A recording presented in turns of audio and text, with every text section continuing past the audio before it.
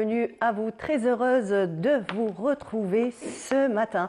Donc nous sommes le 30 mars et bien entendu le 8e jour de Ramadan. Donc au programme ce matin, nous aurons comme chaque jeudi Mina Abed qui viendra donc nous donner des bons plans pour pouvoir sortir et un petit peu de nos soirées donc ramadanesques. Ensuite, nous parlerons d'un fléau donc, qui est le sucre. Ce sucre qui se cache dans pratiquement tous nos aliments.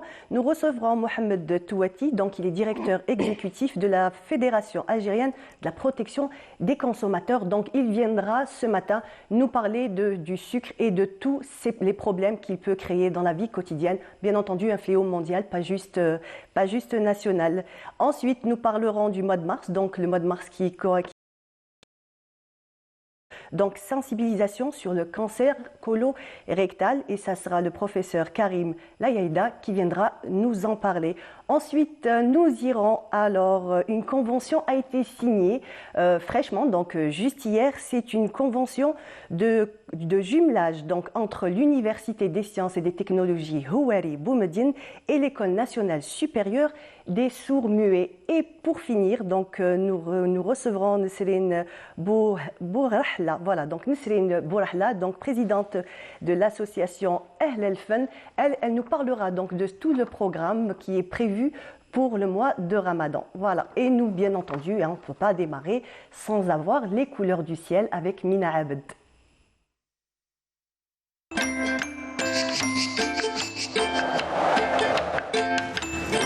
La météo vous est présentée par Mobilis. Mobilis, معاً نصنع المستقبل. Mina, bonjour. Bonjour. Bienvenue. Merci. Ça va en forme? Oui, ça va, Oui, ça va. Oui, ça va. Pour le moment. Oui, il fait beau, donc ça peut aller. Il fait beau, ça peut aller à partir j'allais dire à partir de 9h, non, à partir de 10h, 10h30, ça va un petit peu, le rythme va un petit peu baisser. D'accord. Bah oui. Super. Les conséquences de Ramadan. Allez, on commence. Bonjour à tous. Excellent réveil de la brume ce matin, notamment vers les côtes ouest, avec un soleil dominant tout au long de cette journée. Quelques orages vers l'intérieur ouest, un ciel dégagé à partiellement voilé sur l'ensemble des régions sahariennes avec de fréquents soulèvements de sable, notamment sur le nord Sahara, les oasis ou encore le Sahara central, le long des frontières algéro-maliennes, le Hogar et le Tassili. Les températures de cet après-midi, on notera sur la moitié nord 25 degrés. Du côté d'Alger, on notera jusqu'à 31 degrés à Tlemcen, 29 degrés à Annaba, 25 à Tizi Ouzou, 27 degrés à Batma, 28 à Ghardaïa, 29 degrés à Hassim Saoud, 31 à Béchar, 37 Tindouf, 35 à Adrar, 34 degrés à Insalah et enfin 36 pour l'extrême sud. On passe tout de suite à l'état de la mer pour cet après-midi. On notera une mer peu agitée sur l'ensemble des régions côtières avec des vents entre 20 et 30 km/h à l'ouest du pays, entre 20 et 40 km/h sur le centre et vers les côtes est. Encore une fois, excellente matinée et à tout à l'heure midi.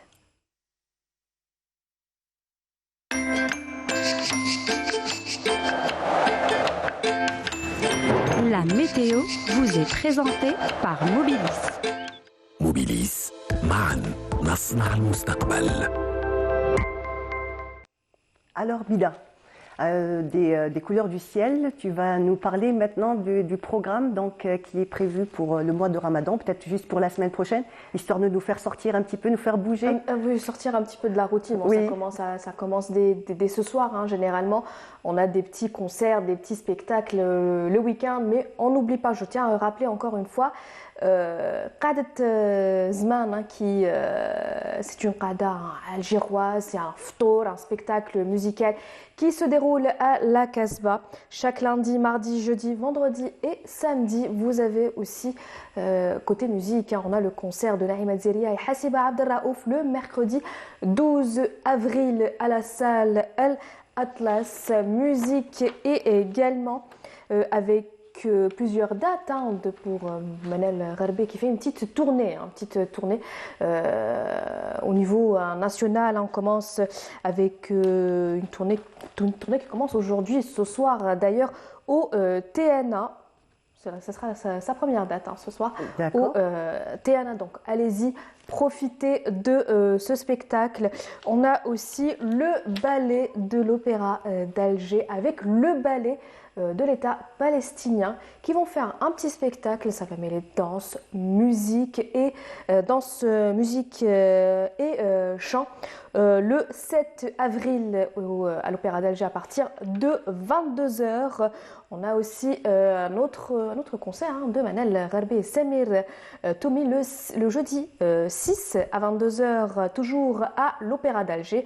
Lila Bolsali qui revient comme chaque année, ça sera cette fois-ci le jeudi également, le jeudi 6 au TNA à partir toujours de 22 heures. Et on n'oublie pas bien sûr les enfants. On a en ce moment 2 cirques du côté d'Alger. On a bien sûr le cirque Ahmar qui donne 2 spectacles chaque soir. Un premier à 21 heures et un deuxième à 23 heures. Et on a le deuxième cirque Citadine qui revient pour édition. On a du samedi au mercredi à partir de 21h30, le jeudi et vendredi 2 spectacles en soirée, un premier à 21h et un deuxième à 23h30. Et bien sûr, on n'oublie pas les cinéphiles, le retour et la sortie. Mariam, je ne sais pas si tu connais ou si tu aimes le film John Wick. John Wick, j'entends parler. Mais excellent film. D'accord. Très très beau film que je conseille. Ça sera le John Wick, le 4e opus qui sort en ce moment au cinéma à Riyad El-Fatah. Ah, très bien. Donc on ne peut pas dire qu'il n'y a pas où aller. Hein. Il ne faut pas se plaindre, pas du tout. Il y a de quoi faire. Hein. Voilà, il y a de quoi faire durant la semaine. En plus, il y en a pour tous les goûts. Hein. Il y en a pour tous les goûts. Pour les enfants, pour les amateurs de cinéma, pour les amateurs... Ah oui, pour les amateurs de comédie musicale. J'ai failli les oublier, les comédies musicales Hiraz al-Andalous Ziriyet. Alors, c'est une comédie musicale qui est faite par des jeunes. Ça va se passer le vendredi 31, donc demain, à partir de 22h au TNA. Un petit mélange entre musique, danse et théâtre. Donc, apparemment, je pense que ce sont surtout des jeunes. Hein. C'est une composition qui est... Exactement, une composition de jeunes. Ouais, bah, super, vraiment. Allez-y, profitez, sortez et amusez-vous. Effectivement, surtout ne soyez pas pantouflards. Mina, alors surtout pas. Donc, moi, je te propose donc d'écouter une chanson, donc Association Andalouse El Jendia. On écoute et on revient juste après.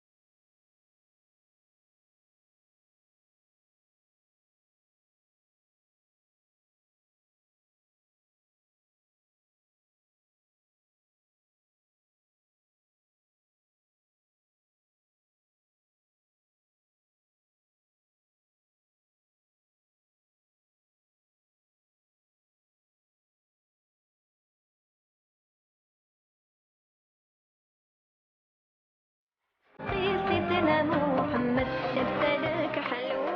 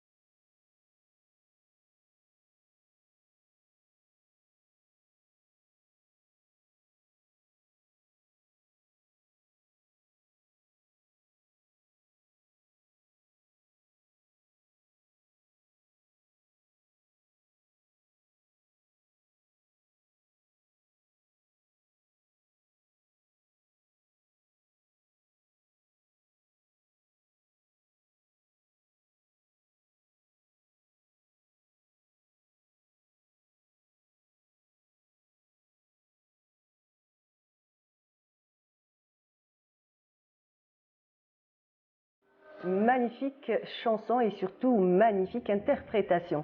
Nous continuons donc toujours notre matinale. Nous avons le plaisir de recevoir donc le professeur Jamaldine Akrtesh. Donc vous êtes professeur à l'Université des sciences et des technologies à Houari Boumediene. Bonjour et merci d'être là. Bonjour et bon Ramadan pour tous. Merci, et merci aussi de nous avoir accueillis. Tout le plaisir est pour nous, puisque ce matin, nous avons l'intention donc de parler d'une convention qui a été signée donc, tout fraîchement. Ça a été signé hier. Donc, c'est une convention entre l'Université des sciences et des technologies Houari Boumediene et l'École supérieure des sourds et muets. Qu'est-ce que contient exactement cette convention ? Enfin, donc, l'USTHB a signé donc, une convention avec l'École supérieure de formation des enseignants pour les sourds et muets. Donc, c'est une convention donc, de collaboration, convention donc, pédagogique, collaboration pédagogique et scientifique. Donc, c'est une école. D'abord, cette école est un peu spéciale. Elle a été ouverte, donc elle a été inaugurée en octobre 2022. Voilà, effectivement. Et son décret était déjà sorti donc sur instruction de Monsieur le Président de la République en 2021. Alors bien sûr, c'est une école qui va donc prendre en charge la formation d'enseignants pour enseigner au niveau du lycée aux sourds et muets. En fait, cette catégorie d'handicapés, n'a pas eu cette chance d'accéder, disons, au niveau du lycée. Donc là, ça sera une école spéciale qui va donc former ses enseignants.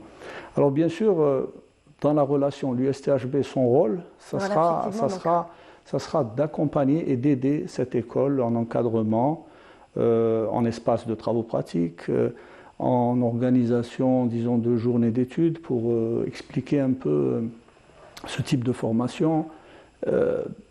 Ça, c'est un rôle que l'USTHB a déjà l'habitude de jouer, puisque nous avons accompagné plusieurs écoles à leur éclosion. Mais comme ça, des écoles à besoins spécifiques, comme par exemple pour les sourds-muets, c'est une première? C'est une première, et d'ailleurs, apparemment, c'est la seule en Afrique. Donc c'est quand même... alors, bien sûr, c'est une catégorie d'handicapés qui se caractérise, enfin, les sourds-muets ont même des fois donc une intelligence au-dessus de la moyenne. Oui.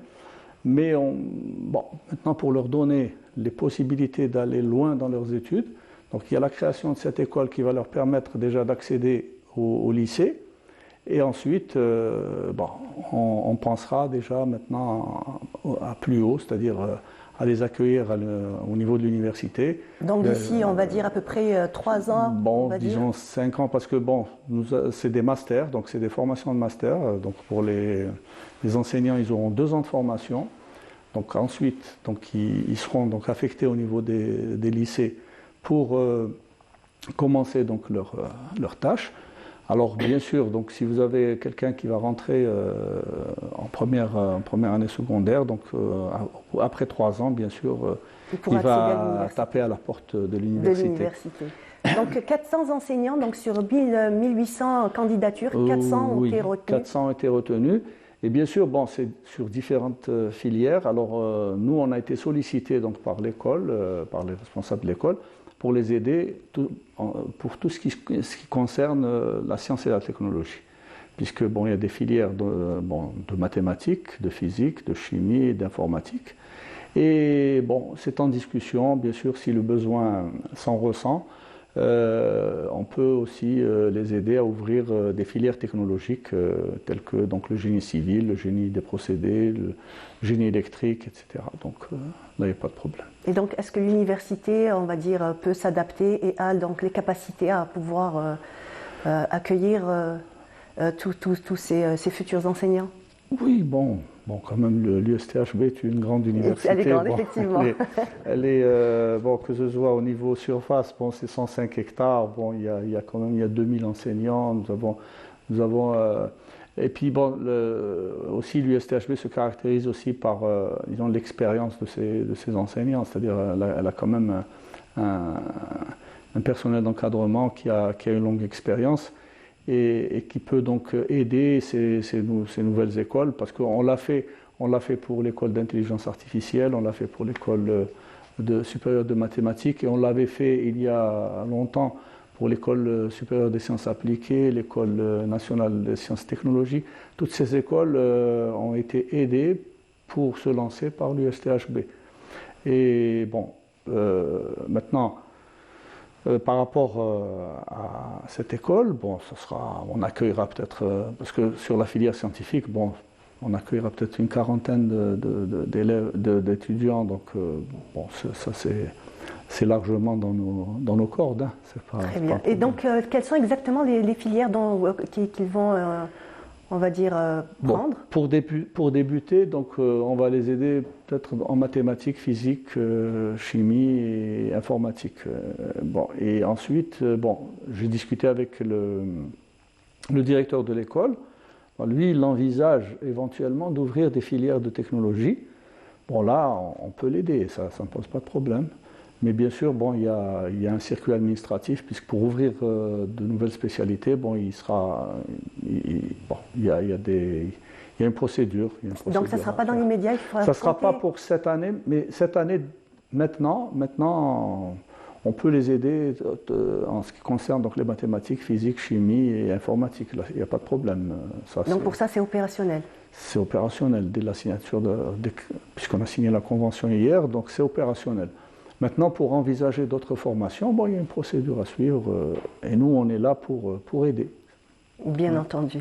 Très bien. Donc, qu'est-ce qu'on pourrait encore dire sur les côtés positifs donc, de cette signature? Donc, ces élèves-là, ces futurs bacheliers et ces futurs étudiants aussi, donc, auront une opportunité que n'ont pas eu, on va dire, les gens de cette frange-là, il y a quelques années en arrière? Oui, je dirais que c'est quand même. Moi, ça m'a fait très plaisir. Quand le directeur m'a contacté, bon, j'ai tout de suite ouvert la porte. J'ai dit, on est là, quand même, on est au service de notre pays. Enfin, et puis, en plus, il y a cet aspect social. Ça rend encore notre action encore plus, disons. Avec une valeur ajoutée. Voilà, c'est plus valorisant. Voilà. Moi d'ailleurs, en discutant d'ailleurs avec le directeur, en parlant de l'université, je lui ai dit, bon, on peut se fixer un projet, même dans 5 ans, d'ouvrir peut-être la première classe modèle à l'université, à l'USTHB. Peut-être en informatique, par exemple. Peut-être, parce qu'en plus, maintenant, il y a des métiers pour cette catégorie d'handicapés qui sont, par exemple, parce qu'il y a beaucoup de, maintenant on parle de numérisation, le numérique, donc c'est des métiers où cette catégorie d'handicapés, ils peuvent facilement percer, parce que c'est des métiers qui ne nécessitent pas, disons la parole et le. Voilà.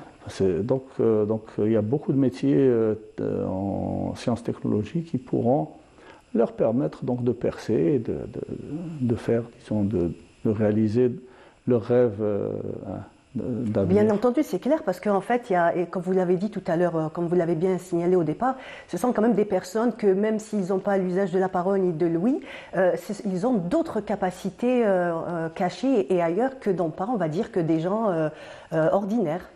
Bien sûr. Voilà. C'est sûr. Donc là, cette école, d'ailleurs, sa spécificité, c'est-à-dire qu'en fait, il y a la formation, bien sûr, de base.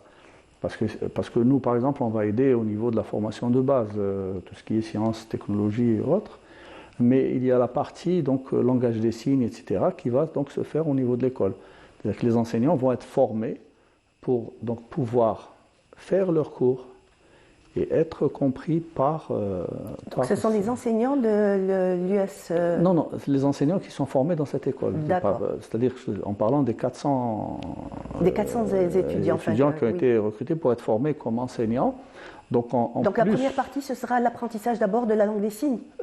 bon, ça c'est le rôle justement de l'école. Nous, notre rôle, bon, c'est de les aider dans la partie donc scientifique et technologique, donc tout ce qui est travaux pratiques et autres, encadrement. Donc on pourra intervenir à ce niveau-là.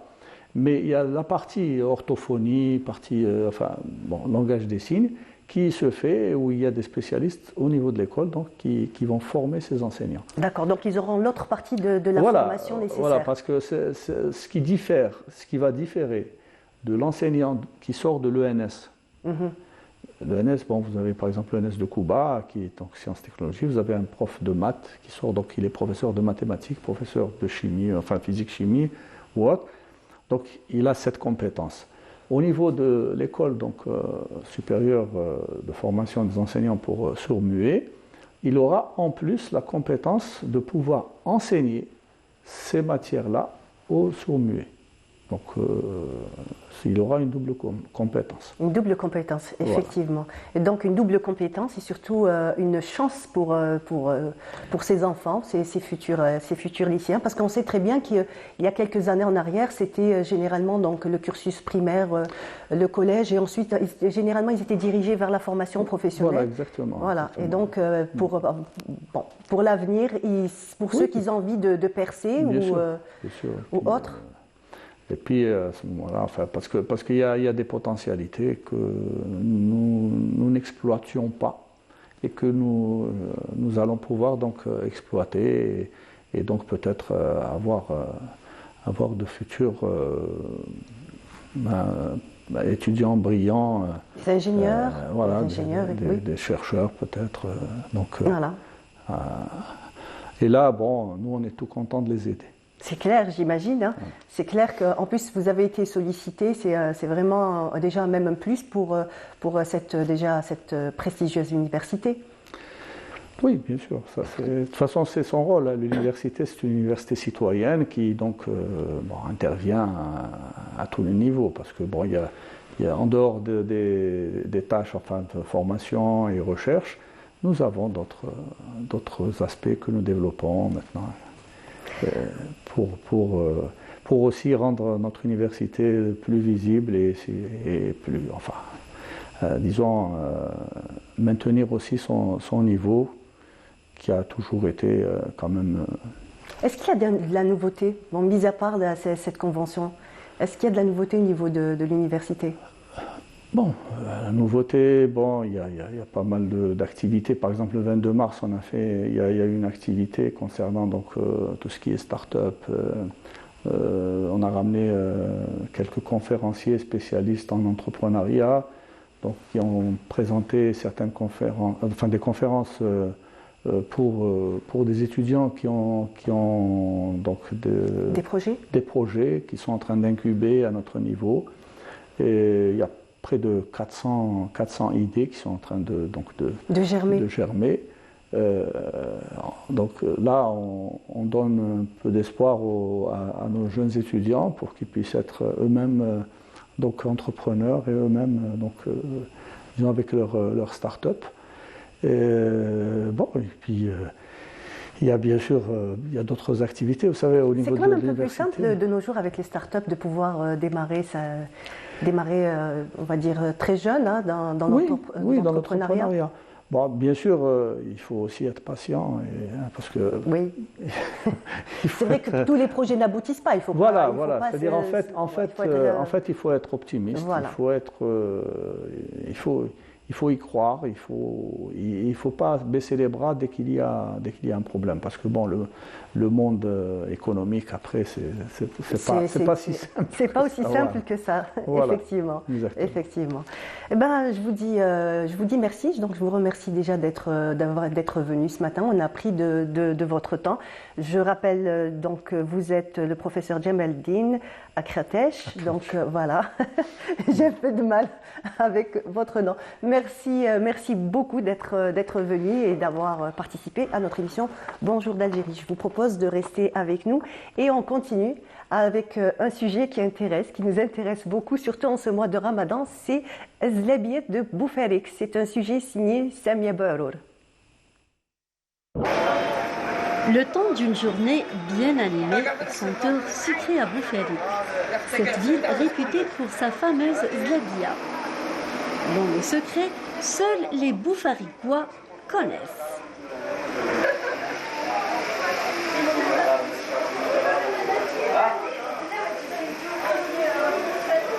بوفاريك من بكري معروفه بزلابيه ما كانش حاجه واحده اخرى كيما الصحراء معروفه بلاتاي بوفاريك معروفه بزلابيه فتحت عيني هكذا لقيتهم يخدموا فيها زلابيه بوفاريك منا دخلت شكيت في وسطهم هكذا حتى نخدم زلابيه لا روسات هذه اللي بداوها لا فامي كسيل معروفين بكري اكسيل كانوا يخدموها العجايز هذا هو السر تاعها عجايز بعد رفدوا عليهم كاين اللي يرفدوا بناتهم كاين ولادهم وبناتهم كيتزوجوا ولا رجالهم ورجالهم حلوا الحوانت وراهي ديفلوبات زلابيه الله يبارك وهي تمشي Zlabia banane, coquillage, la ronde. Bref, différentes formes et couleurs qui attirent les gens de partout.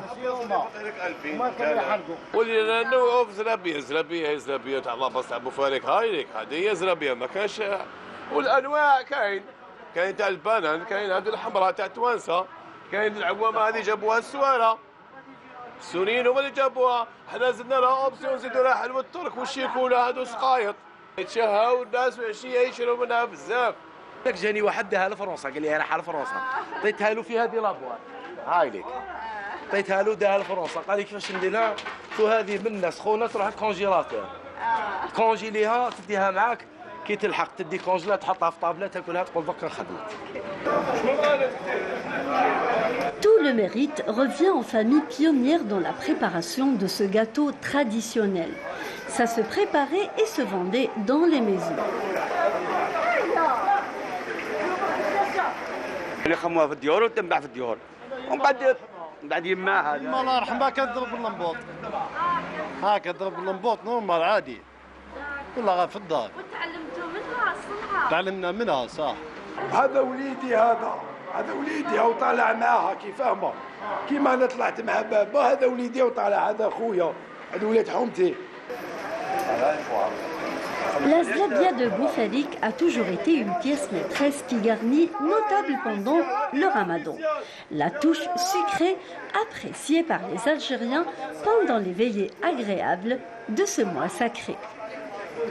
احنا كل شهر رمضان لازم زلابيات بوفاريك ناكلوها خويا تمشينا في الدم هذه زلابيات تاع بوفاريك شوفي الله يبارك نسابي خاوتي الله يبارك تجي لا صدقوا لو كان على بالي دوك نروح نزيد لازم نديرها كيف جون دو زلابية شريت دير زلابيه هذيك تاع بوفاريك اللي يديروا لها فيها لا حلاوه الترك شيكولا صح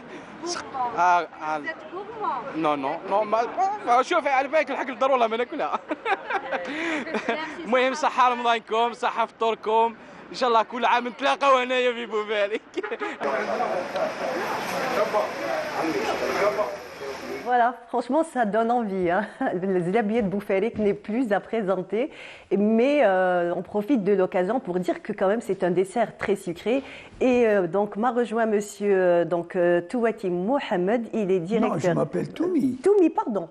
Je ne m'appelle pas Touati. Non, on va mettre ça sur Ramadan, Monsieur Toumi. Donc Monsieur Toumi, donc vous êtes directeur exécutif de la Fédération algérienne des consommateurs et vous êtes venu ce matin pour nous dire encore et moult fois que le sucre est un véritable poison. Un désastre pour la santé. Eh oui. D'abord, je vous remercie pour votre invitation et de me donner l'occasion de m'exprimer à travers votre plateau sur la santé des consommateurs. Souvent, durant le mois sacré du Ramadan, les gens abusent, comme nous venons de voir lors de ce reportage. Il a acheté je ne sais pas combien de kilos. C'est pour plusieurs membres de sa famille. Mais quand même, vous savez qu'une baguette de zlabia contient 17 morceaux de sucre. Vous savez énorme. Combien ça représente? C'est très mauvais pour la santé. Bon, il n'est pas interdit de déguster, mais il est interdit d'abuser, selon l'Organisation mondiale de la santé. Donc selon l'Organisation mondiale de la santé, en fait, la consommation journalière, c'est 5 morceaux de sucre, normalement. C'est 25 grammes de sucre par 25. jour. Il ne faut pas dépasser. Équivalent à peu près à 5 morceaux de sucre. 25 grammes de sucre et 5 grammes de sucre, bien sûr, et 5 grammes de sel. C'est des doses qu'il ne faut pas dépasser. Vous dépassez ces doses, soit vous serez hypertendu ou vous serez diabétique. Mais en fait, ces doses sont dépassées, qu'on le veuille ou non, hein, parce qu'on le sait très bien que de nos jours, le sucre se cache partout, dans pratiquement tous les aliments, et même là où on ne le soupçonne pas, comme par exemple des choses salées, des aliments salés. On a l'impression qu'on a acheté quelque chose de salé. C'est absolument pas ni des sucreries, ni des pâtisseries, mais en fait, le taux de sucre est assez important à l'intérieur.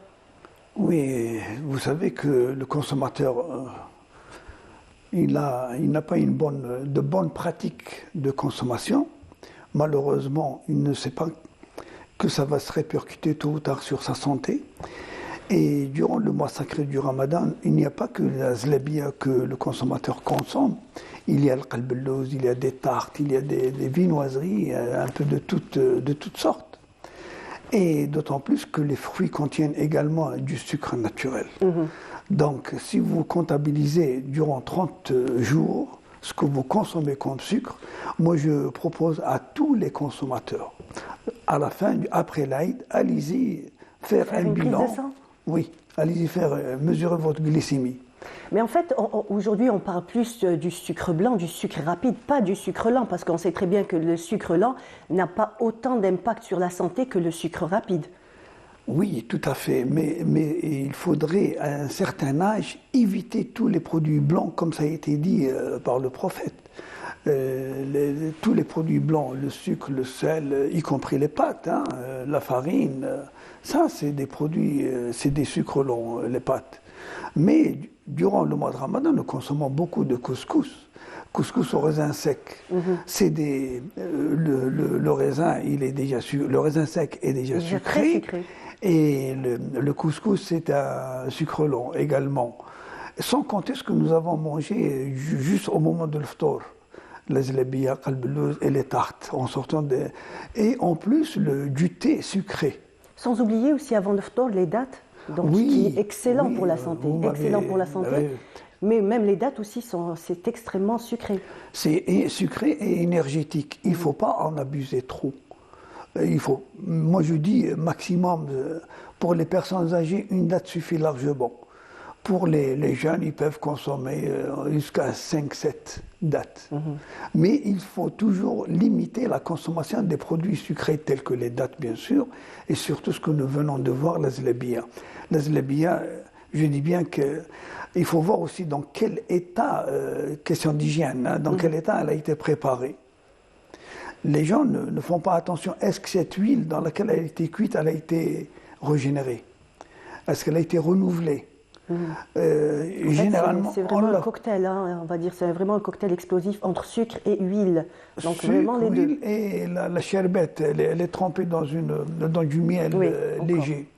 Donc elle sort de l'huile, elle est trempée dans une bassine pleine un bain de miel, miel léger. Et le miel, c'est pas du miel pur, c'est du miel fait à base de sucre également. C'est de la saccharose, oui. Exact. Donc tout ça, c'est mauvais, que ce soit pour la dentition ou dans le corps. Donc vous savez, notre corps, c'est une usine une usine de transformation qui se trouve à l'intérieur. Et tous ces aliments qui sont transformés circulent dans nos veines. Et je dis bien, j'insiste sur ça, il faut limiter, revoir notre mode de consommation ou bien notre comportement durant le mois sacré. Le citoyen algérien, il abuse à fond. Et surtout quand il sort en fin de journée, il passe au marché. J'ai toujours déconseillé de... On en parlait justement hier de ça. En fait, vous déconseillez aux gens de sortir en fin de journée faire les courses. À partir de midi, 1h, il ne faut pas passer au marché. Moi, j'ai un ami, un voisin, qui habite pas loin d'un marché, à la place du 1er mai. Il me dit, il veut passer du temps en fin de journée. Parce qu'il s'ennuie à la maison, à l'intérieur, avec sa femme, il s'accroche. Il fait un tour, il sort avec les mains vides, mais il rentre avec des sachets pleins. En fait, il succombe à toutes les tentations. Voilà, il est tenté.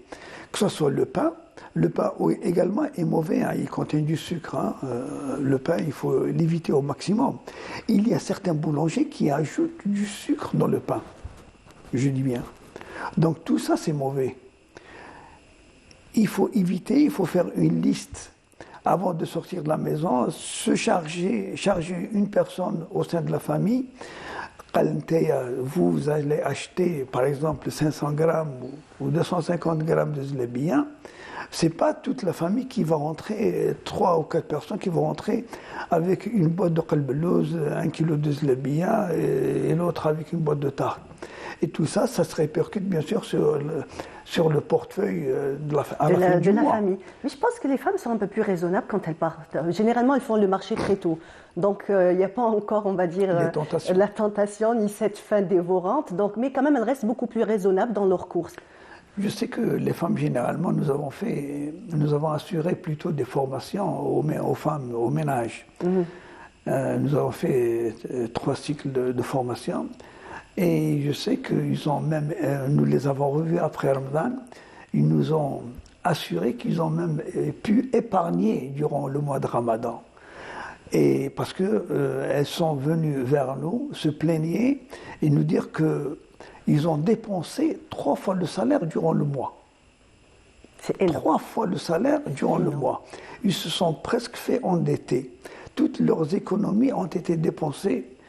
Un salaire de 3 mois a été dépensé en un seul mois, durant le mois de Ramadan. Et ça, les gens ne savent pas gérer leur budget.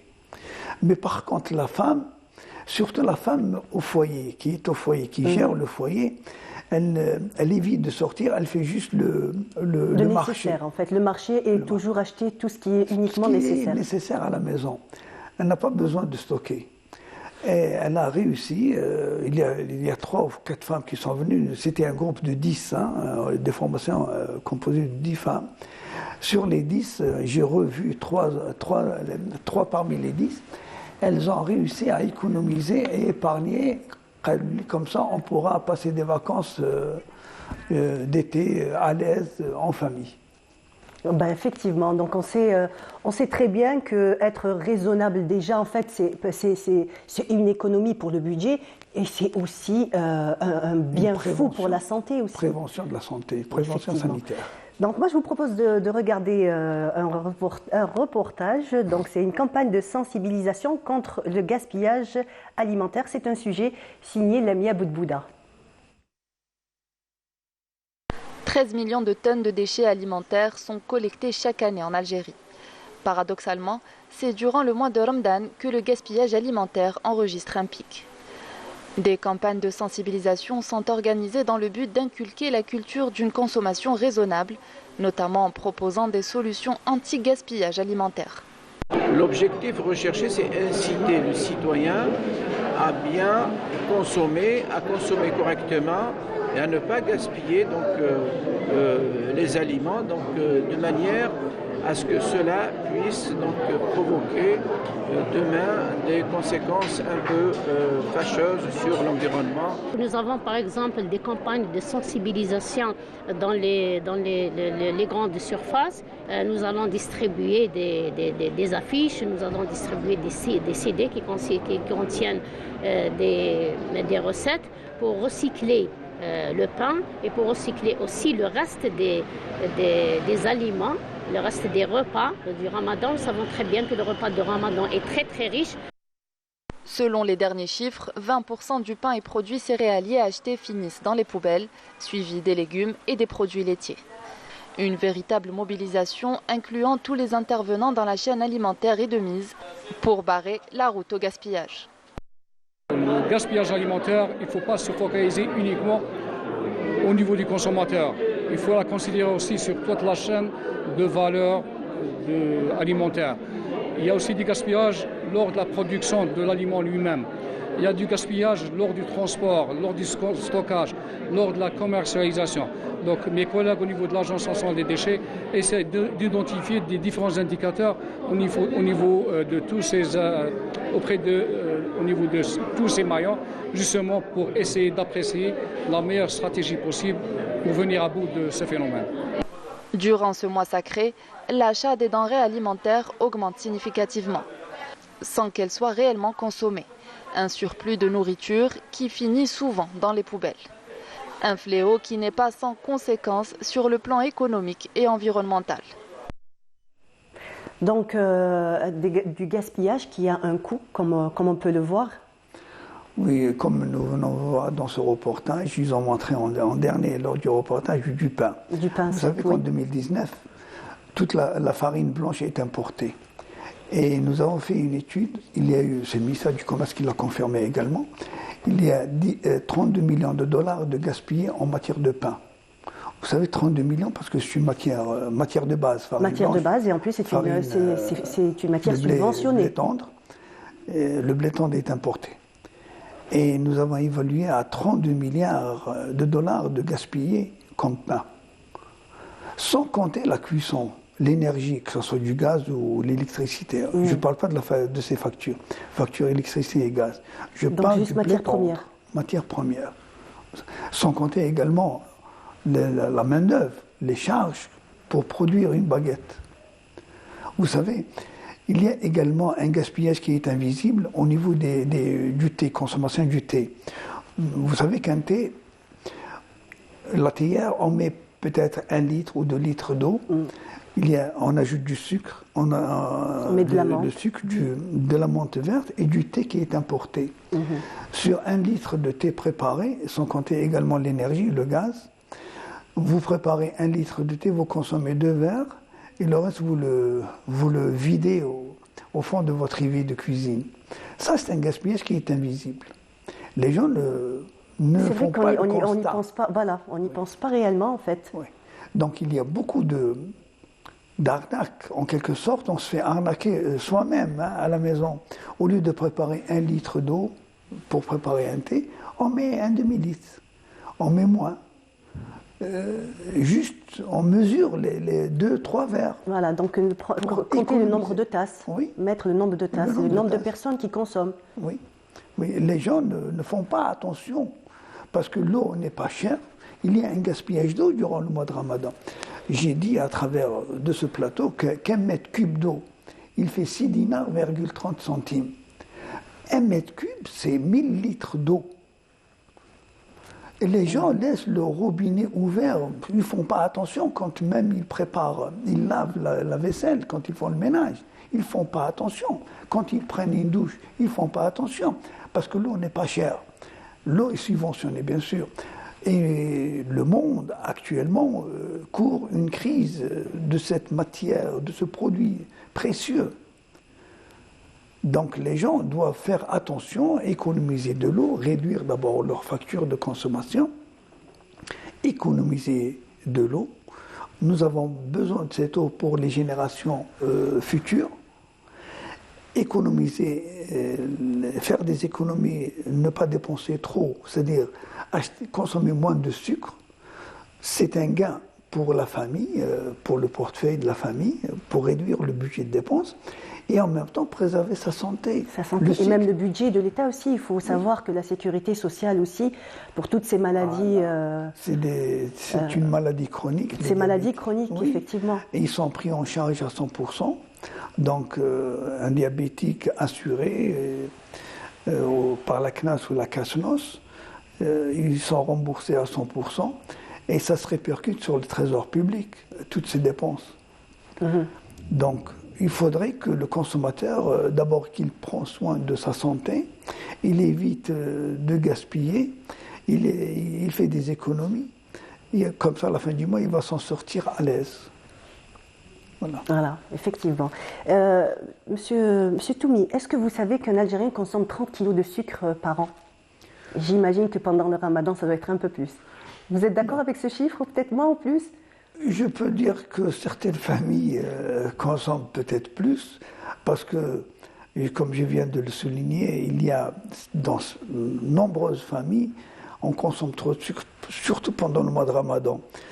Zlabia, kalbelouz, les tartes, baklawa, tout ça. Les cigares et tout ce qui s'ensuit. Et en plus, il y a une espèce de phénomène de mode, c'est que tout le monde prend en photo sa table et plus elle sera garnie, et on va dire plus les personnes qui ont dressé cette table, on va dire shtara, mais en fait non, pas vraiment. C'est un gaspillage. Il faudrait aussi ajouter les boissons gazeuses. Justement, les boissons gazeuses et les jus. Et qui sont aussi nocifs aussi pour la santé. Il n'y a pas uniquement le sucre, il y a également les colorants, les additifs alimentaires qui sont également mauvais pour la santé. Et pourtant, les sodas, c'est l'incontournable de la table de Ramadan.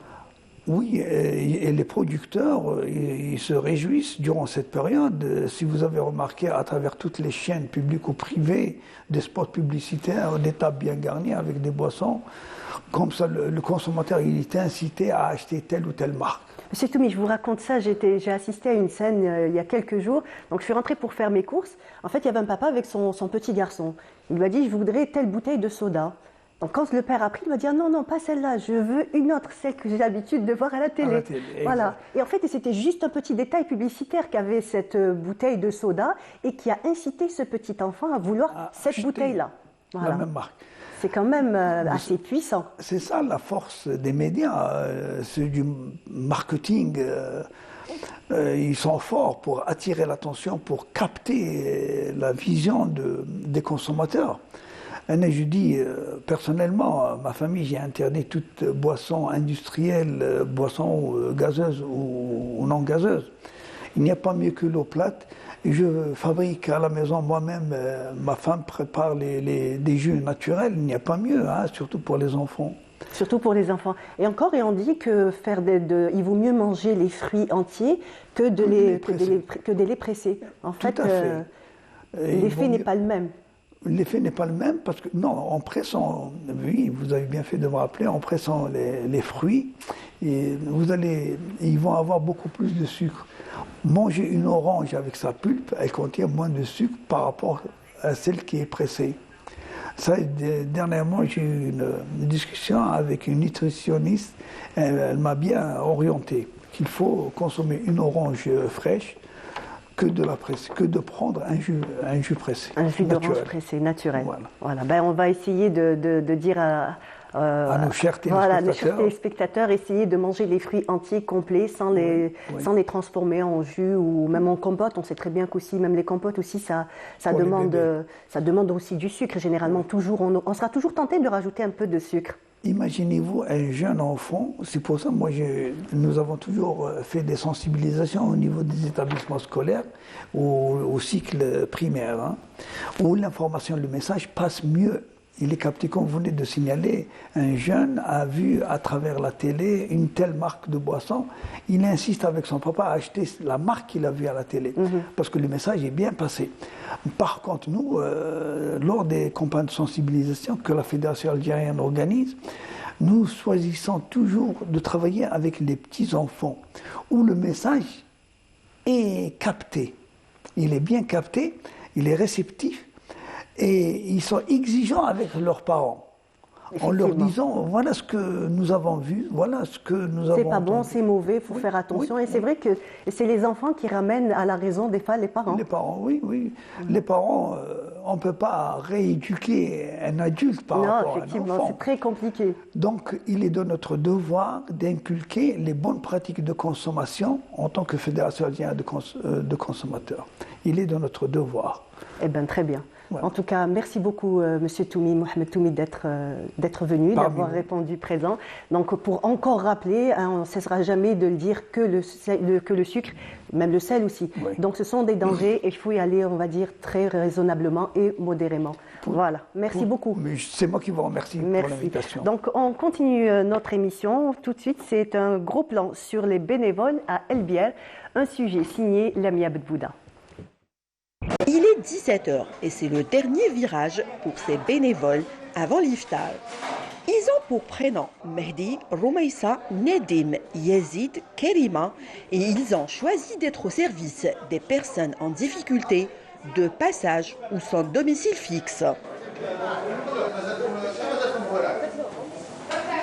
Il y a deux équipes. Il y a une équipe le matin de professionnels, il y a une équipe le soir de bénévoles qui sont là vraiment par pure générosité pour faire le khair.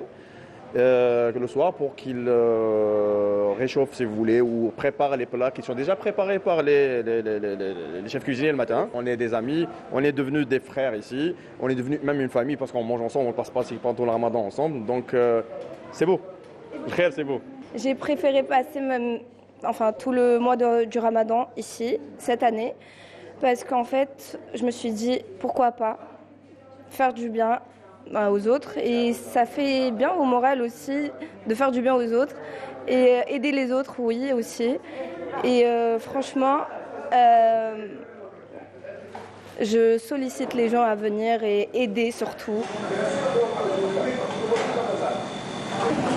Après sa journée de travail, Roumaïssa rejoint l'équipe et façonne des bourrecs.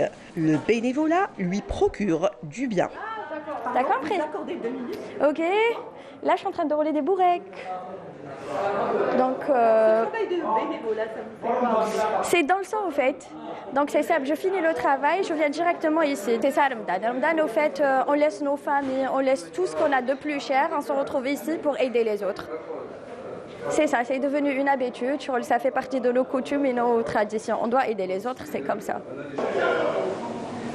C'est dans une ambiance bon enfant que Yazid et Hatem épluchent des légumes.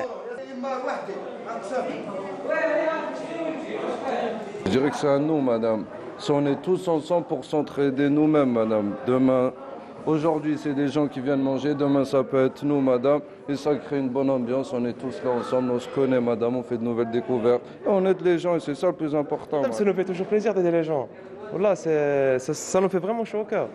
D'aider les plus démunis et tout. Le bénévolat, احنا مبكرين معروفين bénévole. رمضان ماشي غير دراهم تصدق ولا تشري خبز تصدق، ما هكذا ها. Soutenu par des donateurs, ce restaurant du cœur sert jusqu'à 200 couverts à l'heure de l'iftar. 150 repas sont acheminés aux familles nécessiteuses. Cette chaîne de solidarité est pilotée par les frères jumeaux Juba et Riles, d'où le nom de leur action, Twins du cœur et Friends. On est une bande d'amis. On organise ça depuis, donc c'est la 12e année. Inch'Allah, toute notre vie, Inch'Allah. Voilà, on fait les restaurants à 2 mois pour les gens qui sont de passage, ou la limite à chaque lot.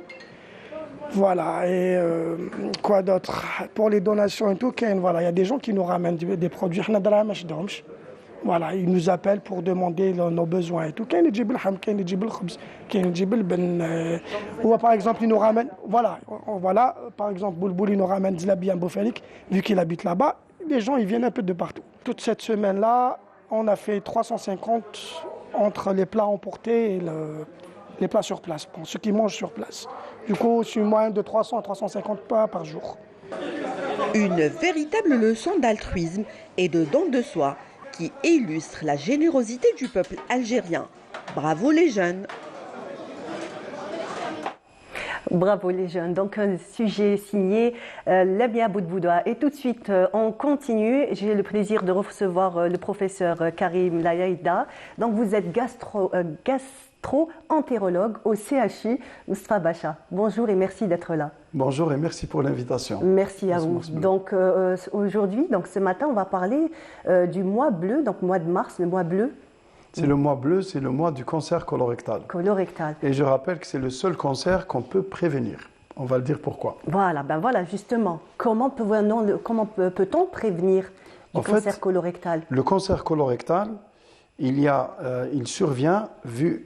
plusieurs facteurs, on va en parler par la suite, qui vont faire qu'il y a au niveau du côlon, il y a un polype qui se développe, et ce polype-là, il va grossir, ça va prendre plusieurs années, et se transformer en cancer.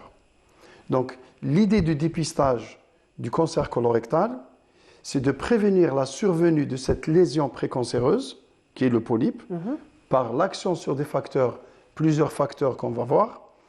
Et puis, la prévention secondaire, c'est détecter ces polypes. Si on arrive à détecter ce polype au stade de tumeur bénigne, en enlevant ce polype, on évite le cancer.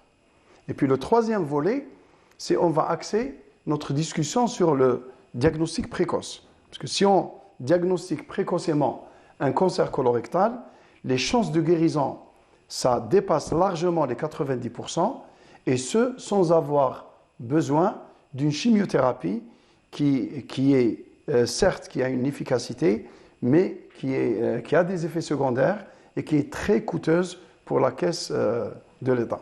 Donc c'est un cancer qui se guérit bien entendu quand on le prend au départ, juste par la chirurgie. C'est un cancer, si on le prend au stade de polype, on le prévient par une coloscopie, c'est le gastro-entérologue qui va faire une coloscopie, retrouver ce polype, l'analyser et puis l'enlever. C'est par voie endoscopique, c'est-à-dire sans chirurgie. Si ce polype se transforme en cancer invasif, au stade de début, quand ça ne donne pas de métastase, c'est juste par la chirurgie, la résection du morceau d'intestin où il y a le cancer en emportant les ganglions qui vont avec, sans avoir besoin d'une chimiothérapie. Dans les stades tardifs, actuellement, il y a des solutions. Même quand le cancer a des métastases hépatiques, pulmonaires, on a des solutions, mais c'est des chimiothérapies, l'immunothérapie, avec des durées de survie des mois, voire des années, mais avec des effets au prix d'effets secondaires, et ça coûte excessivement cher par rapport à la prévention au stade de polype ou même avant ce stade de polype. Donc comment se fait le dépistage? Alors, si on parle de quelles sont les causes du cancer colorectal, il y a deux types de facteurs. Il y a des facteurs modifiables qu'on peut modifier. Il y a des facteurs non modifiables. Non modifiables, genre? Non modifiables, l'âge. Malheureusement, on ne peut pas modifier l'âge. Quand on a plus de 60 ans, on a plus de risques de faire un cancer. Le deuxième facteur qui est non modifiable, c'est le sexe. Les femmes sont mieux loties que les hommes, puisque le cancer colorectal est plus fréquent chez l'homme que chez les femmes. Que chez les femmes. D'accord. Le troisième facteur qu'on ne peut pas modifier malheureusement, c'est la génétique, c'est le facteur familial. Puisqu'on a environ 20% des cancers colorectaux où on a une histoire familiale. C'est pour ça ce qu'on préconise, vu que le cancer survient sur polype, chez toute personne qui a des antécédents familiaux de polype ou de cancer colorectal diagnostiqué avant l'âge de 60 ans, on doit faire une coloscopie de dépistage. À partir de quel âge? 10 ans avant le cancer le plus précoce, 10 ans avant ou à partir de 40 ans. Parce que l'idée, c'est que ces gens-là, avant de faire le cancer, ils vont faire le polype. Et ce polype-là, en faisant une coloscopie, en enlevant le polype, il n'y a plus de cancer. Et le malade est intégré dans un protocole de surveillance périodique. Et donc, cette personne-là, chez qui on a diagnostiqué le polype qu'on a enlevé, et chez cette personne-là qu'on va suivre dans le temps, il n'y a quasiment pas de risque de cancer. Il y a également les antécédents personnels chez les gens qui ont déjà fait un polype ou qui ont fait déjà un cancer colorectal, ils sont à plus haut risque de faire un deuxième polype ou un deuxième cancer. Et donc ceux-là, on les intègre dans un protocole de surveillance. Ces facteurs-là, on ne peut pas les modifier.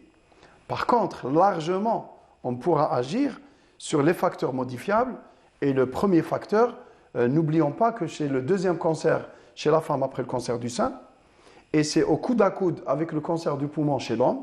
Et donc, les deux sexes confondus, en Algérie, le cancer colorectal, c'est le deuxième cancer, après le cancer du sein. Et donc, ces facteurs-là, vous en avez parlé déjà.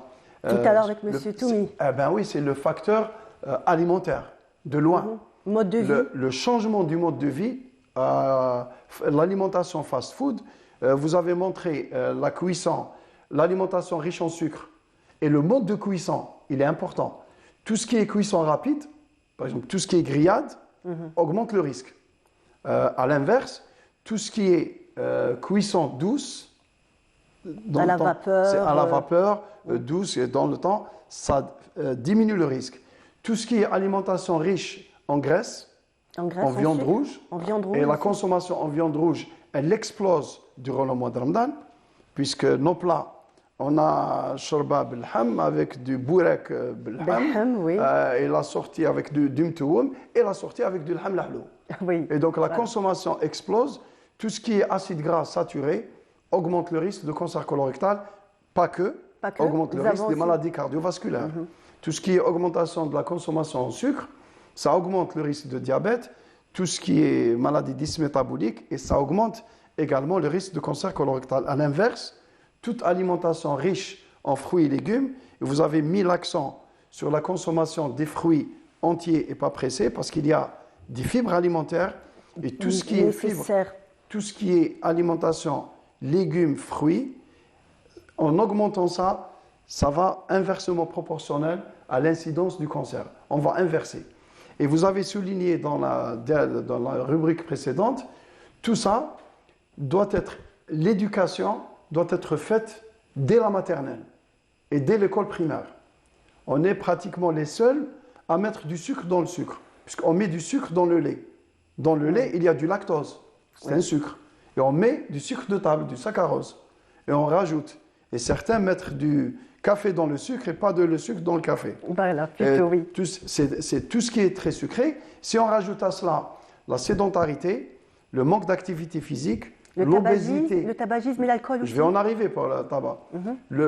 Parce que c'est la part du liant, quoi. D'accord. L'obésité et surpoids, ça augmente le risque de plainte de cancer, des maladies cardiovasculaires et le cancer colorectal. Et bien sûr, si on arrive au leader, c'est le tabac. Puisque j'ai dit, le cancer colorectal en Algérie, il est au coude à coude avec le cancer du poumon. Et le facteur de risque principal du cancer du poumon, c'est le tabac. Et si on veut faire de la lutte anti-tabac, c'est au niveau des écoles primaires. Puisque c'est là où, si on fait des sensibilisations, il ne faut pas se lasser, il faut le faire, refaire, pour espérer, après quelques années, avoir une diminution de la consommation du tabac. C'est ce qui est arrivé dans certains pays occidentaux. Donc vous, en fait, vous visez plutôt, on va dire, les enfants que les adultes. Bon, oui, tout ce qui est action sur la prévention, ce qu'on appelle la prévention primaire, c'est parce que c'est des habitudes. Parce qu'on se demande souvent pourquoi ce qu'on dit n'a pas vraiment un impact immédiat sur le citoyen. En fait, parce que c'est difficile de changer les habitudes de vie. Si on met du sucre dans le café durant toute notre existence, basculer et consommer du café sans sucre, ça prend du temps pour intégrer tout ça. C'est limite un sevrage. Si on fait une limite anti-tabac, le sevrage est très difficile parce que le tabac est une drogue. Et arrêter la drogue de façon brutale, c'est difficile. C'est très compliqué.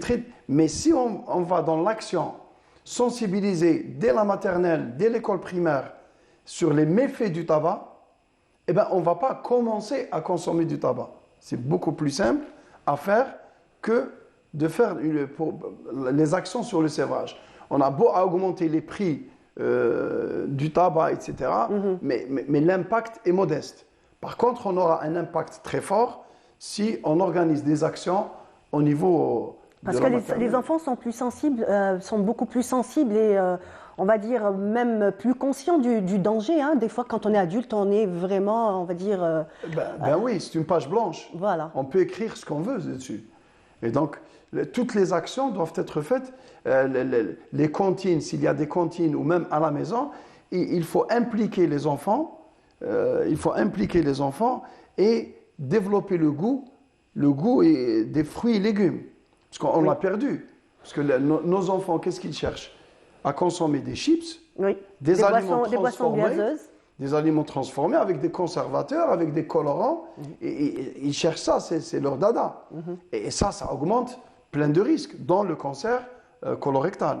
Donc si on cherche à développer le goût de tout ce qui est naturel, de tout ce qui est fruits et légumes, on aura tout à gagner. Et en plus, tout ça, c'est des produits subventionnés. Hein. La viande rouge, ça coûte à l'État des sommes faramineuses. Alors, si on dirigeait tout ça vers d'autres secteurs, le citoyen doit faire un effort. En plus, c'est toujours des idées reçues qui nous restent comme ça ancrées fortement. C'est par exemple que nous avons besoin de consommer de la viande, or que les dernières études prouvent que nous n'avons pas 250 grammes par semaine suffisent très largement. Et si on commençait à suivre le régime crétois, c'est encore beaucoup moins que ça. Bien sûr. Voilà, donc... C'est par semaine, c'est pas par jour. Hein. Non, par semaine, justement. Non, il y a des gens dans leur assiette, il y a 250 grammes déjà par jour dans leur assiette. Nous, déjà, le régime méditerranéen, on a la chance d'avoir de l'agriculture, d'avoir une production nationale, d'avoir des fruits de saison, d'avoir des légumes de saison. On a cette grande chance. Si on oriente la consommation vers ça, et on nous dit, bon, c'est cher.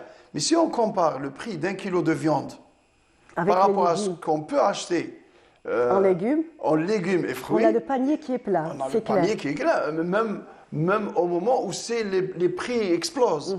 On est d'accord sur ça. Donc, alors que la valeur nutritive de ce qu'il y a dans le panier de légumes et fruits, il dépasse largement ce qu'il y a.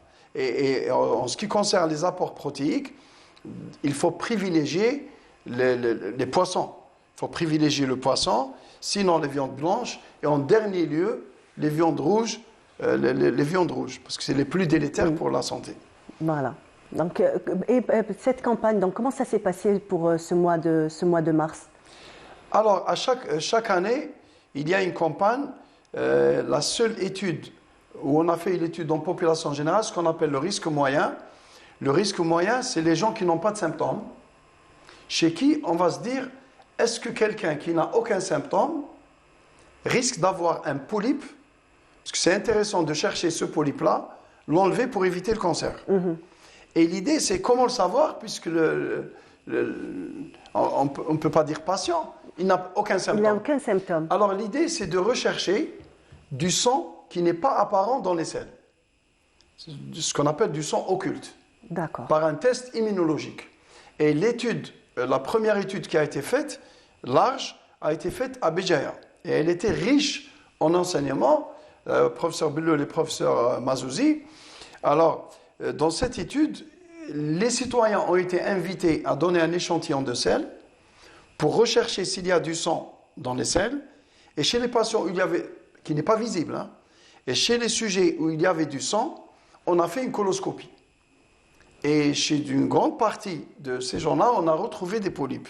Donc là où le sang est un indicateur. Le sang occulte que le patient ne voit pas. Et là, pour que cette stratégie soit adoptée par l'État, il faut qu'il y ait des preuves de sa pertinence. Donc, on n'est pas au stade de généralisation de ce qu'on appelle le dépistage de masse, comme ça se fait dans les pays occidentaux. Ils invitent les citoyens à donner un échantillon de sel, et s'il y a du sang dans les selles, on fait une coloscopie, parce qu'il y a de fortes chances de retrouver un polype qu'on enlève pour éviter le cancer, ou de retrouver un cancer à un stade précoce.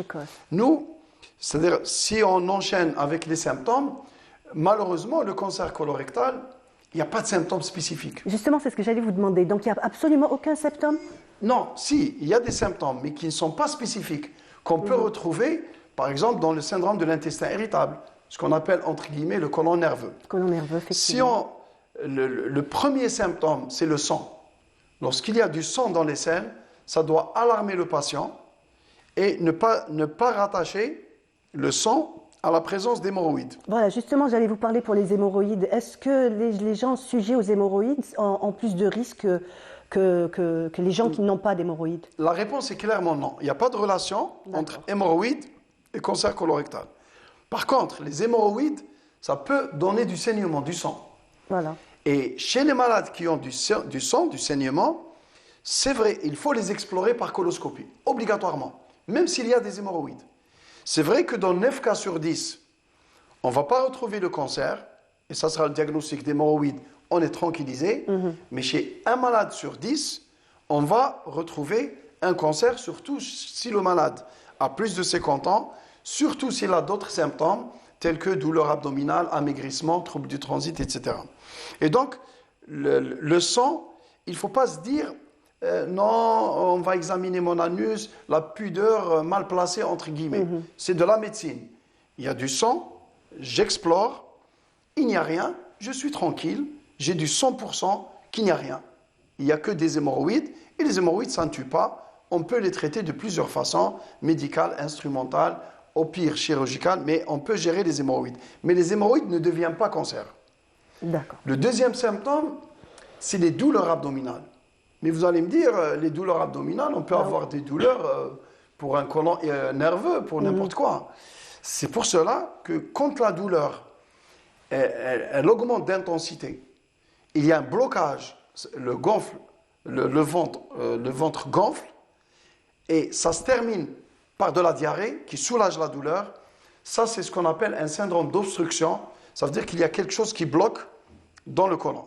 Il faut impérativement explorer. S'il y a un trouble du transit, type constipation, diarrhée, alternance des deux, sans raison, le malade n'a pas changé ses habitudes de vie alimentaires, il n'a pas pris de médicaments qui constipent, etc. Et il y a une constipation qui n'a pas de raison. Il faut explorer. Et l'exploration, c'est la coloscopie. S'il y a un amaigrissement qui n'est pas expliqué, tout ça doit conduire à une coloscopie. C'est vrai que c'est un examen qui n'a pas un grand succès, mais une coloscopie de bonne qualité et une coloscopie normale, ça tient 10 ans. C'est-à-dire on est tranquille pendant 10 ans. Je pense que ça vaut le coup quand même d'explorer une fois et on est tranquille au moins 10 ans. Très bien. Donc, qu'est-ce qu'on pourrait encore dire sur la prévention? Parce que c'est le plus important. C'est vrai que le dépistage, se faire suivre, aller faire des visites médicales, mais le plus important, comme on l'a dit tout à l'heure, c'est l'alimentation. Alors, la prévention primaire, c'est le cheval de bataille. C'est le cheval de bataille des médias qui le font, mais il faut analyser, il faut augmenter l'impact et encourager les campagnes de sensibilisation au niveau des maternelles, au niveau des écoles primaires ou des collèges, pour avoir une alimentation saine, riche en légumes et fruits, plus pauvre, notamment en viande rouge, en graisse, éviter les modes de cuisson rapides, ce que vous aviez montré tout à l'heure, ça c'est délétère pour la santé. Faire de l'activité physique, ça prévient contre les maladies cardiovasculaires, contre plein de cancers. Donc, éviter l'activité physique, éviter le surpoids, obésité, et bien sûr, campagne anti-tabac, anti-alcool. L'alcool et le tabac, ça fait très mauvais ménage, ça augmente le risque de plein de cancers, non, pas que le cancer colorectal, surtout le tabac. D'accord. Donc, on a dit beaucoup d'exercices physiques. Et à partir de quel âge? Juste encore un dernier détail. Et à partir de quel âge il faudrait se faire dépister? Si on prend l'âge moyen, c'est 50 ans. En Algérie, on a pratiquement un quart des cancers qui surviennent à un âge plus jeune. Et on ne comprend pas pourquoi on a ça. C'est probablement l'alimentation, c'est le mode de cuisson, le pain blanc avec conservateur, tout ce qui est soda. Vous en aviez parlé à juste titre. Tout ça fait que on a l'impression que l'âge chez nous c'est un peu plus précoce, c'est à 45 ans. Mais si on prend déjà 50 ans, c'est déjà quelque chose, c'est déjà une avancée. Et s'il y a des symptômes, ce n'est pas l'échographie, ce n'est pas le scanner, c'est la coloscopie de bonne qualité. Encore une fois, c'est le seul examen, c'est l'examen de référence du côlon. Eh ben, merci beaucoup, professeur. Merci d'avoir été parmi nous. J'espère que nos téléspectateurs ont apprécié et surtout vont prendre conscience et essayer de faire donc tous ces dépistages à l'âge adéquat. Merci à vous. Merci beaucoup. Allah yaïchek, merci. Donc, on continue notre émission avec un reportage de Ikram, tisseuse à Larwat. C'est un reportage signé Semera Hadjamar.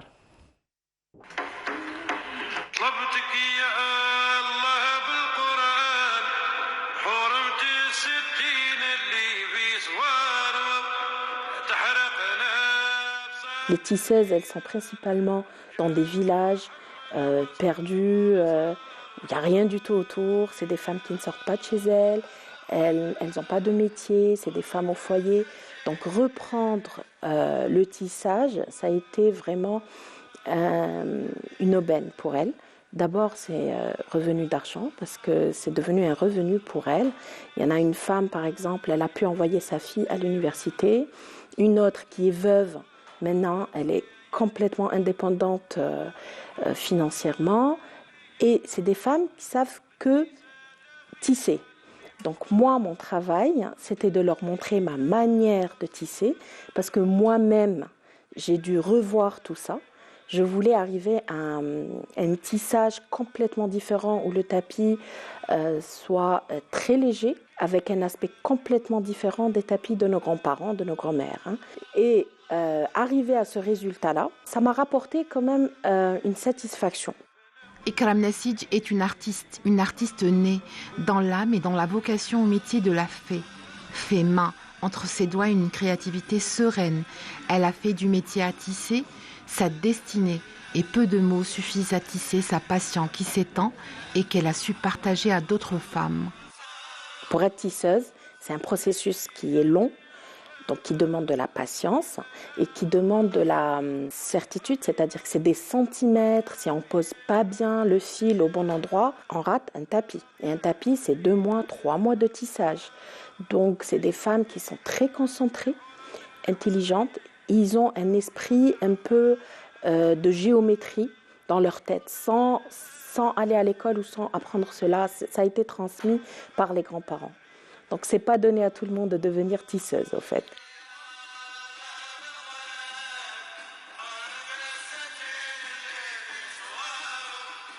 Le tapis blanc avec des losanges, donc ça a une signification berbère. C'est un tapis qui a toujours existé là où il y a eu les berbères, donc le nord d'Afrique, bien sûr, notamment. Et je me suis inspirée des magazines et je voulais ce tapis pour chez moi. Personne ne pouvait le faire. Et c'est ça qui m'a poussée à le faire moi-même. Donc, je ne m'arrête pas là. Le fait d'être derrière les fils et tisser, et ça m'a permis de me retrouver avec moi-même. Et ça m'a permis aussi de me construire. J'étais jeune, je me suis diplômée d'une université qui m'a donné une formation qui m'a permis de voir beaucoup d'aspects dans la vie. On a beaucoup, c'est-à-dire il y a beaucoup de lectures. C'est une université qui m'a permis de lire chaque semaine un livre. Et ça m'a reconnectée avec moi-même et mes ancêtres. Donc peut-être c'est pour ça que je suis là aujourd'hui. D'un geste ancestral de forme géométrique qui raconte parfois les états d'âme des dames tisseuses, Ikram a créé Nassij Home, puis Nassij Art. Après des études dans une école d'art américaine, elle est revenue aux sources. J'associe le tissage à une forme d'expression et de sérénité. Maintenant, je suis passée à une autre étape qui est l'expression via le tissage, via le fil. Donc, je me suis exprimée avec l'œil et le palmier, je me suis exprimée avec le chiffre binaire, l'évolution, donc je laisse la surprise, il va y avoir toute une histoire derrière tout ça, etc. Donc maintenant, il n'y a pas que Nassij Home et les tapis, maintenant il y a Nassij Home Art, c'est en construction, et l'écriture, c'est déjà là. J'ai fait 2 expositions, donc une de Yahjanjen Yemjemjen et une exposition à l'international. Profondément inspirante, Ikram espère et rêve de facilitation pour que ses œuvres et ses tapis puissent s'exporter à l'étranger. Très très beau travail, vraiment, des doigts de fée, des mains de fée. On continue donc notre émission. On reste toujours dans l'art puisque j'ai le plaisir de recevoir Nesrine Bourahla. Bonjour. Bonjour. Donc vous êtes présidente de l'association Ahl El Fan. C'est ça. Bonjour et merci d'être là. Merci de nous avoir invités. Merci beaucoup. Face à vous, votre fils. Alors, c'est Shakir. Shakir Bourahla. Shakir Bourahla, bonjour. Bonjour à vous. Merci d'être là. Merci beaucoup pour l'invitation. En notre compagnie ce matin. Tu es danseur, chorégraphe et réalisateur d'Ahl Fan. Réalisateur. Donc d'une comédie musicale. Exactement. Donc on vous prépare demain, Inch'Allah, l'une des plus grandes comédies musicales de jeunes en Algérie, donc réalisée par 100% de jeunes, des musiciens, des comédiens, des danseurs. Donc sous le patronage de Madame Nesrine Bourahla. Donc ça va se dérouler demain à partir de 22h au Téna d'Alger. On ne va pas tout dire tout de suite. On va pas tout dire. On va déjà donner la parole à ta maman, à donc Nesrine Bourahla. Oui. Donc présentez-nous déjà un petit peu votre association. L'association existe depuis 2016. Elle a été créée par une idée de famille comme ça, comme je l'ai toujours dit. Ça a évolué de petit à petit, ça s'agrandit. Qui a inspiré les autres? C'est vous qui avez inspiré vos enfants ou vos enfants qui vous ont inspiré? Non, c'est moi car j'ai fait le conservatoire depuis 1982. J'avais à peine 5 ans. Et voilà, j'étais musicienne, pianiste. Je faisais de la musique andalouse. Et après, quand j'ai vu mes enfants grandir, ils s'étaient penchés vers cette belle musique. Ils ont aimé cet art. Voilà. Après... Shakir, on ne peut pas dire que tu n'es pas tombée dans la soupe. Hein. Ça, c'est sûr. Voilà, c'est sûr. Voilà, ils ont aimé ça. Après, c'est devenu comme ça une idée de famille avec le mari, la maman, la mamie et les enfants. On s'est dit pourquoi pas, on va tenter l'aventure. Et voilà, on existe depuis notre 7e saison. Alhamdoulilah, on a commencé avec 20 élèves et là on se retrouve avec plus de 200 élèves. Et ça grandit, c'est une grande famille. L'art, que ce soit en musique, ou danse ou théâtre. Qu'est-ce que vous proposez dans votre association? Alors les 3 disciplines, c'est la danse, musique et théâtre. Bon, théâtre, on l'a repris ces derniers mois pour la réalisation de cette comédie musicale, mais sinon beaucoup plus de l'apprentissage de la musique andalouse pour l'initiation, mais sinon pour la supérieure, on a toujours un répertoire très varié en musique algérienne en général. Ils apprennent à chanter, à jouer de l'instrument, à faire de la danse classique, contemporaine ou folklorique, ou bien de la danse moderne en général, voilà. Ah, très bien. Et donc, qu'est-ce que vous nous avez préparé pour le mois de Ramadan? Alors pour le mois de Ramadan, Dieu merci, et je remercie toutes personnes qui nous ont sollicité pour représenter cette belle jeunesse et cette belle musique. On va bel art, parce qu'on n'est pas spécialisé que pour la musique. Il y a un programme très très varié, très chargé. On va commencer demain. Je vais laisser le Shakir en parler pour la pièce de demain, mais moi je vais donner... Puisqu'il est le réalisateur. Ouais, exactement. On va laisser la soirée de demain en dernier. On va en parler d'abord pour les soirées qui se suivent. Ça sera pour le 5, Inch'Allah, à la salle Ibn Zaydoun avec Ibn Khaldoun, voilà, excusez-moi. Ibn Khaldoun, Alger, avec art et culture de la wilaya d'Alger. Il y aura un spectacle varié où il y aura pratiquement une 60aine de musiciens sur scène qui vont se produire, les élèves de l'association. Après, tout de suite après, le lendemain, on va prendre la route pour Oran avec l'ONCI d'Oran à la salle Maghreb le 6 avec de la danse et musique à partir toujours de 22h. Au retour, le 7, il y aura une petite aussi soirée avec les kids de Ahl El Fan à City Center. Après le 14, on sera à Ibn Zaydoun, voilà, pour une fusion. On a invité nos amis de Blida, l'association Fanoul Adeb, pour faire une animation musicale en soirée aussi. Iftar Jama'i. Oui, voilà, pour rassembler tout le monde, pour renforcer les liens et l'échange culturel entre les deux associations, les deux amis. Voilà, et puis le 18, ça sera la soirée de remerciements qui va se dérouler au musée Bardot.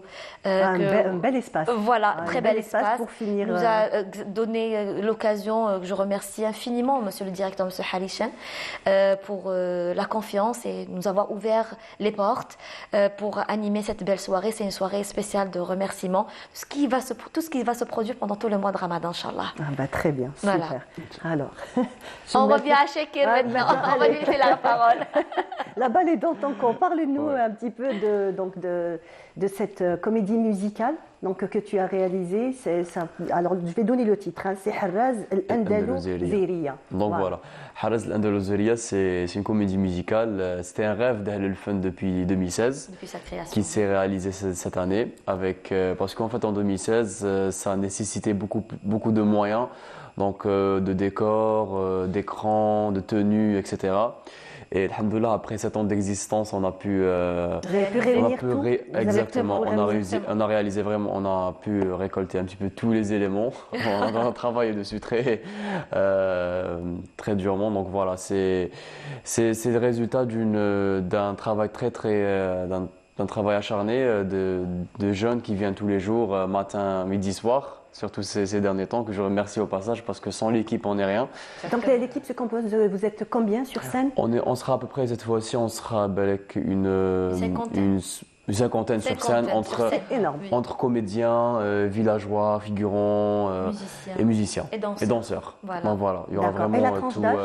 La tranche d'âge, c'est de 4 ans jusqu'à 25 ans. Ah, c'est mignon ça. Ouais, de 4 ans à 25 ans. D'accord, vraiment des jeunes. Vraiment des jeunes. Voilà, c'est une production de jeunesse, 100% jeunesse. Et c'est aussi un message à faire passer. Et c'est l'espoir de l'Algérie parce que les jeunes, c'est pour envoyer le message que les jeunes Algériens peuvent faire. Tout l'espoir et tout exactement, est misé sur eux. Que les jeunes Algériens peuvent faire de grandes choses. Et c'est pas une raison. Ils sont capables de faire d'excellentes choses. Belles choses, oui. En travaillant et. Voilà. Et voilà quoi. Et demain, on leur donne confiance. Bien entendu, c'est clair. Ils sont pleins de bonne volonté, pleins d'imagination aussi, qu'on le veuille ou non. Parce que nous, en prenant de l'âge, notre imagination n'est pas aussi foisonnante que celle des plus jeunes.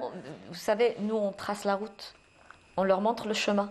Après, c'est à eux de prendre... Donc le flambeau, ils exactement, ont repris vos enfants. Il faut leur faire confiance. C'est très important.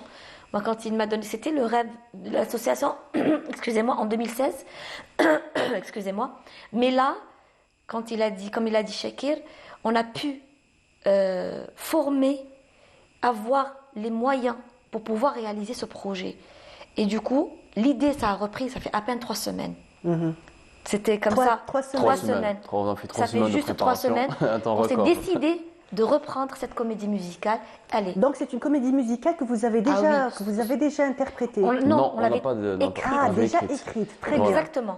C'était dans les plans de l'association, mais malheureusement qui n'a jamais été réalisé. Par faute de moyens. Elle a fini par voir le jour. Elle a fini par voir le jour et ça sera demain. Est-ce que tu peux nous planter un petit peu le décor, nous dire où ça se passe, un petit peu nous raconter? De toute façon, même tu peux nous dire, il faut voir, il faut être là-bas pour pouvoir... Exactement. Il faut être là-bas pour comprendre. On ne spoil pas. Exactement, on ne spoil pas tout, mais il faut être là-bas déjà pour comprendre parce que l'histoire n'est pas 100% la même, on n'a pas repris toute l'histoire. Il y a beaucoup de nouveaux personnages, il y a beaucoup de nouvelles actions, une nouvelle fin. La fin n'est pas la même aussi. Donc voilà, c'est vraiment une comédie musicale à voir, c'est une pièce à voir. Donc concernant le décor, on va pas tout spoiler, mais on a eu nos partenaires qui est Creative Colibri qui nous a vraiment aidé à faire le décor et qui sera une très très grande Casbah au TNA. Wow. Voilà, une très grande Casbah. Et aussi, on remercie le DGS qui nous a aussi aidé par rapport à l'écran. Oui. La direction de la jeunesse et des sports de la Wilaya d'Alger. La Wilaya d'Alger. Qui nous a fourni, qui va nous fournir demain l'écran, donc un écran géant, pour représenter aussi le décor. Donc ce sera un petit peu 3D et 2D. Génial. Donc voilà, ça sera un petit peu des deux côtés. Très bien. En tout cas, franchement, tu nous as mis l'eau à la bouche. Hein. On est piqués. Moi, je suis curieuse de venir voir. J'espère que je serai là demain pour voir ce que vous avez. On vous invite tous à venir demain, Inch'Allah, à partir de 22h. Voilà, on redonne l'heure. Le rendez-vous, voilà, 22h au TNA d'Alger. Je remercie infiniment le directeur du TNA aussi, Madame Saada, la directrice de programmation, pour la confiance et aussi pour la logistique, sonorisation, tous les préparatifs. Alors, je vous dis, c'est toute une équipe qui est derrière tout ça. Les parents, nos stylistes, costumières, habilleuses, les élèves. C'est la nouvelle collection de Helfen, de tout ce qui est tenue vestimentaire, les costumes. Ça va être 100% du nouveau de l'année 2023. Il y aura de très très belles choses. Aussi le choix de la musique, c'était un choix que j'avais fait des recherches de patrimoine de Marhouma Fadela Dzeria, qu'on avait repris, magnifique. Des chansonnettes aussi qu'on n'a pas l'habitude d'écouter. On va les écouter demain, Inch'Allah, interprétées par de très très belles voix, des jeunes jeunes voient. Voilà, il y aura un raoui, tout ce qui va être bon, Inch'Allah. On vous dit juste, venez. On sera là. Exactement, partagez cette joie et ce bonheur avec nous. Super, très bien. En tout cas, rendez-vous est pris pour demain. Merci beaucoup. Inch'Allah, merci. Merci à vous. Shakir Bourahla, merci beaucoup. Merci à vous. Je te souhaite une bonne continuation et je te donnerai des nouvelles. Je te ferai des petites critiques. Voilà, des bonnes critiques, c'est voilà. Ça. Super. Voilà, on arrive à la fin de notre émission. Merci en tout cas d'avoir été avec nous. J'espère que vous avez passé d'agréables moments. Je vous dis, il est un peu tôt pour vous dire Sahab Tolkom, mais je vous le dis quand même. Et restez sur les programmes de Canal Algérie. Merci et au revoir.